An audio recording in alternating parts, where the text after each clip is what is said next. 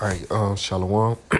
First and foremost, I want to start by giving all praises, honor, and glory to Yahweh Ba'Shem, Yahweh Shai Ba'Shem, Rakakodash, the honors to the apostles, to the elders of Great Millstone. Much peace, love, and salutation to all the brothers in this work and truth and sincerity. Shalom to the elect. Um, as you can see before me, I have the definition for the word segregation. This topic is going to focus on the segregation that was here in America, which was a good thing, but according to the agenda of the elites, you know, they had to bring everybody together to make, basically a one world, agenda, one world government, new world order type, thing. So he had to indoctrinize the people to, be accepted to living with each other and this, that, and the third for their agenda, man. But that's a wicked thing, man, But let's get into it. This is on segregation. It says the act of segregating, from late Latin segregatium. I'm going to get down to the point, which I found is right here. It says, okay, enforced separation of races. So it was enforced that the races be separated, which, the races are talking about the nations. Because, let's see.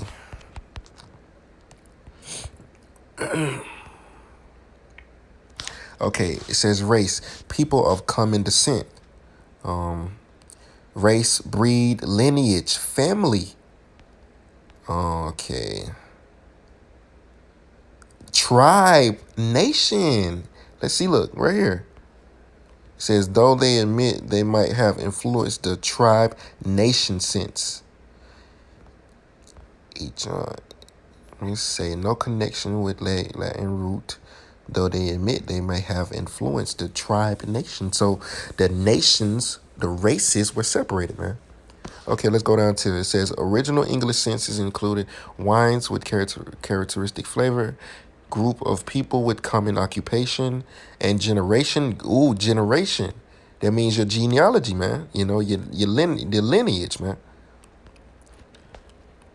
It says meaning tribe, nation, or people regarded as of common stock. And what stock are we? That's the spirit, man. Let's see. Abraham.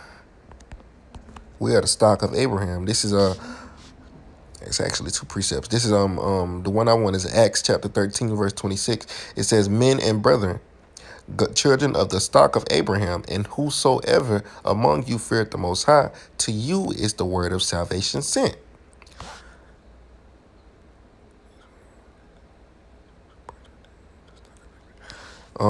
So we are of the stock of Abraham, like the scripture says.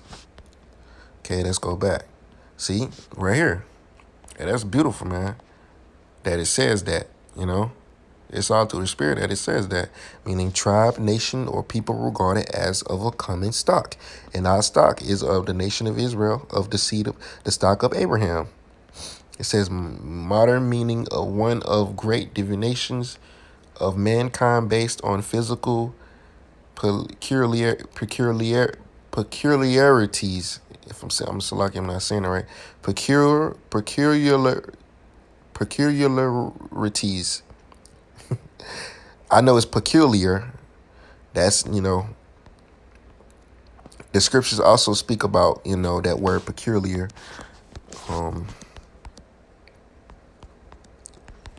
Because the scripture says we are a peculiar people. This is Deuteronomy chapter... Oh, okay. Let me just get this. Exodus 19:5. It says, now therefore, if ye will, this is the Lord talking to the nation of Israel, or I'm pretty sure it's Moses, or is the Lord talking through Moses. It says, now therefore, if ye will obey my voice indeed and keep my covenant, then ye shall be a peculiar treasure, peculiarities, if I'm saying that, peculiarities, treasure unto me above all people, for all the earth is mine. Deuteronomy 14:2. For thou art an holy people unto Yahweh thy God, and Yahweh has chosen thee to be a peculiar people unto himself above all the nations that are upon the earth. Deuteronomy 26:18. And Yahweh hath avouched thee this day to be his peculiar people. Slakia.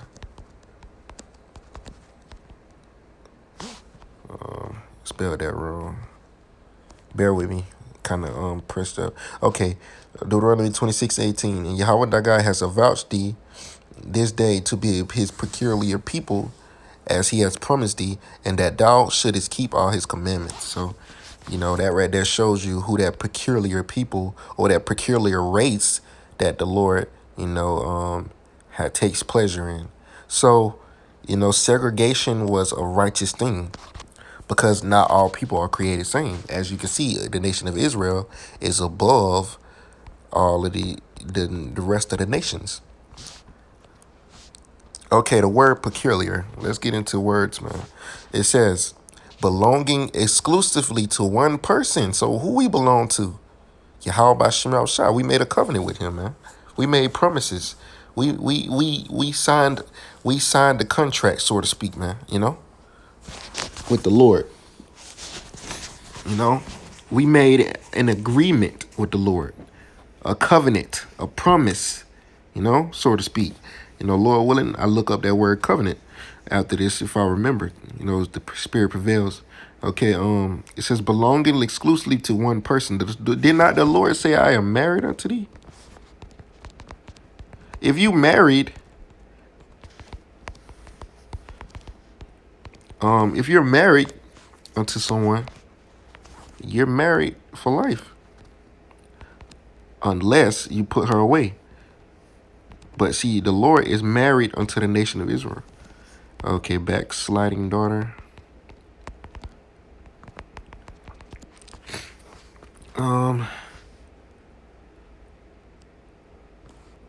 Nah, not that one. Turn. I am married. I am married unto thee. Said in the book of Jeremiah. Oh, it's backsliding children. I put in the wrong word. It's backsliding children, not backsliding daughter. This is Jeremiah 3:14. It says, turn, O backsliding children, said the Yahweh, for I am married unto you, and I will take you one of a city and two of a family, and will bring you to Zion. So the Lord said, I am married unto you. Therefore, we belong to who? Our husbands, man. Our husband, because the Lord looks at the nation of Israel as a comely, delicate woman. So we're married unto the Lord. And if a woman is married unto her man, he can't put her away all of his life, And that's spiritual because the Lord is never going to put us away because we're his woman, man. The Lord's never going to put us away because in the law, it says that when a man marries a woman, he cannot put her away all the days of his life.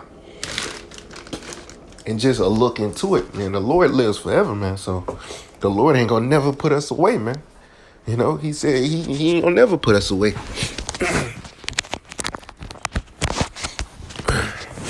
So let's continue on. It says private property. So we're property, man. We belong to Yahweh B'Shem Shah. It says property and cattle. Cattle, meaning unusual, distinguished, special. So we're special. It says that in the book of Deuteronomy chapter 7, verse 6. Let's get it. Forgive me, kind of battling the cold right now. It's not a serious cold, it's like a head cold. This is Deuteronomy 7:6. For thou art an holy people unto Yahweh thy God. That Yahweh thy God has chosen thee to be a special people unto himself. That's possessive. Above all the people that are upon the face of the earth. So the Lord chose us. We belong to him. And you Jakes out there that are worshiping these other gods, man, you're cheating, you're spitting, you're committing, you're being a harlot in the spirit, man. The Lord is going to deal with you because you don't want to come back to him, man. But he can give you all of these things that you desire, man. Y'all just don't know the power of Yahweh Shemel Shah. It says covenant. This is what we made. It says an agreement, originally present, particular participle of covenant, agree, a meet, come together. So we are at agreement with Yahweh Shemel Shah. What is that agreement? That we will keep his laws, statutes, and commandments, man.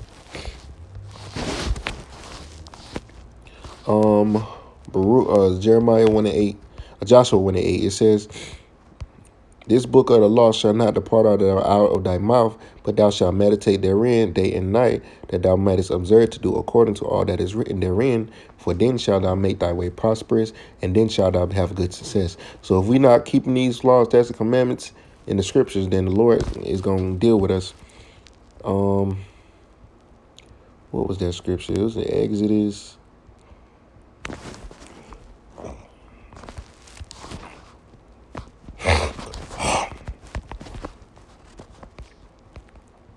Because the Lord made an oath with us, man.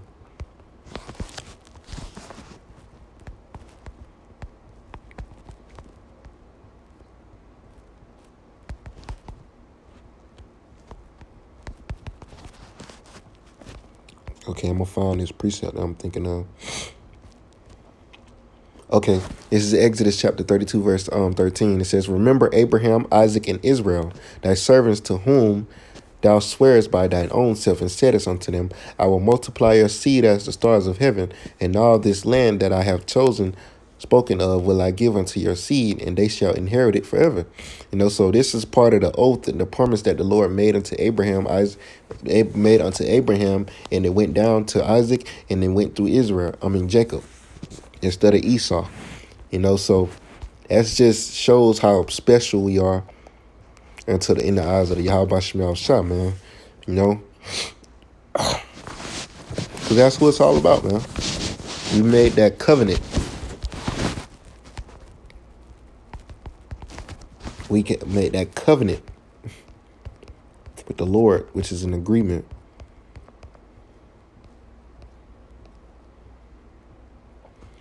See, this is Exodus 23 and 32. It says, "Thou shalt make no covenant with them, nor with their God." So you can't leave the Lord and make a covenant with these other gods, man. The Lord is not pleased with that.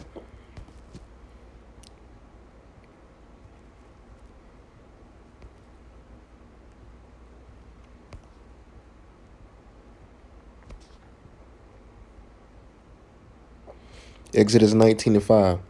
I'm going to close it out with this. It says, "Now therefore, if ye will obey my voice indeed, and keep my covenant, then ye shall be a peculiar treasure unto me above all the people, for all the earth is mine.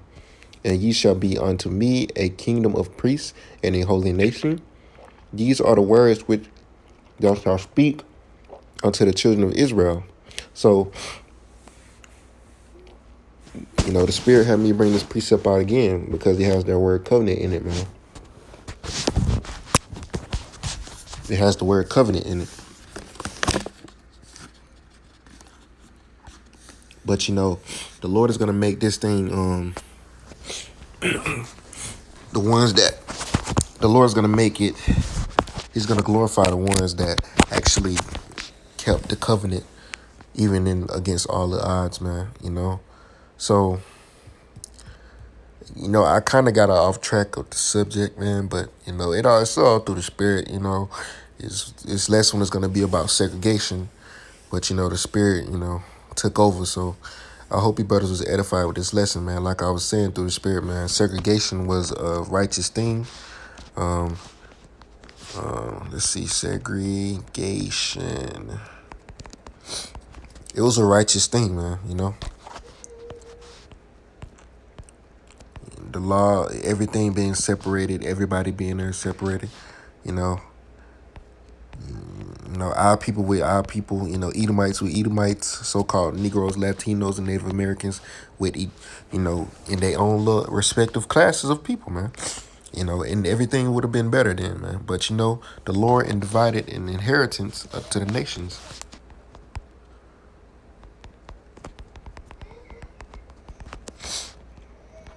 Deuteronomy chapter 32, verse 8. It says, when the Most High divided to the nations their inheritance, when he separated the sons of Adam, he set the bounds of the people according to the number of the children of Israel. So everything was supposed to be separated. That's how the Lord did it. Everything was supposed to be separated. It says, for Yahweh's portion is his people. Jacob is a lot of his inheritance. So we're the Lord's inheritance. And you other nations, you received your inheritance. But you know, America's the big molten pot, man. Melting pot. Or is it molten pot? You know, melting pot.